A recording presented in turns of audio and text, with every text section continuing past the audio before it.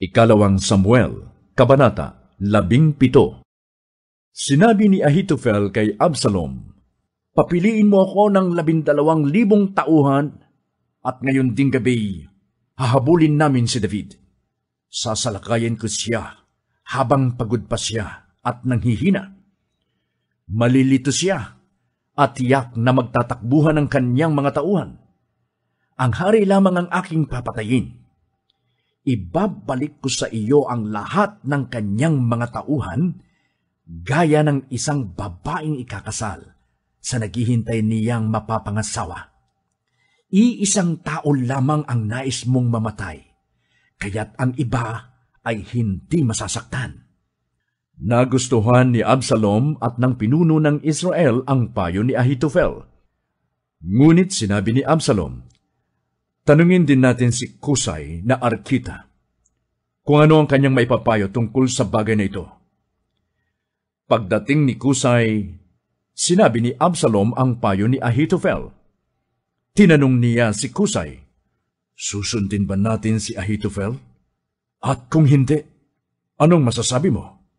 Sinabi naman ni Kusay kay Absalom, "Sa ngayon, ang balak ni Ahitofel ay hindi mabuting sundin. Hindi mo ba alam na ang mga tauhan ng iyong amay mga sanay na mandirigma? Mababangis silang tulad ng inahing osong inagawa ng anak. Sa talino ng iyong amay, hindi iyon matutulog na kasama ng kanyang mga tauhan. Malamang, siya ngayon ay nagtatago sa isang hukay o sa ibang lugar. At kung sa unang pagsalakay ay malagasan ka ng mga tauhan, tiyak na ang sinumang makabalita ay ganito ang sasabihin: natalo ang mga tauhan ni Absalom. Matapang mat may pusong leon ay matatakot din, sapagkat alam ng buong Israel na magiting na mandirigma ang iyong ama, at hindi aatras sa labanan ang mga tauhan niya. Ganito ang payo ko: hintayin mo munang ang mga Israelita mula sa Dan hanggang Beersheba ay matipong lahat na sindami ng buhangin sa tabing dagat. Pagkatapos, ikaw mismo ang manguna sa pakikipaglaban. Hahabulin natin ang kaaway saan man siya magsuot.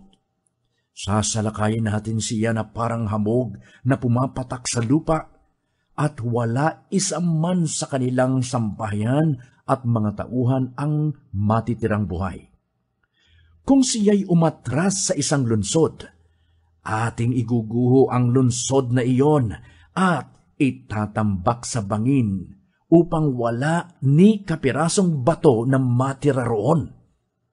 Pagkarinig niyon, sinabi ni Absalom at ng buong Israel, "Mas maganda ang payo ni Kusay na Arkita kaysa payo ni Ahitofel." Nagpasya si Yahweh na huwag masunod ang mabuting payo ni Ahitofel upang mapahamak si Absalom.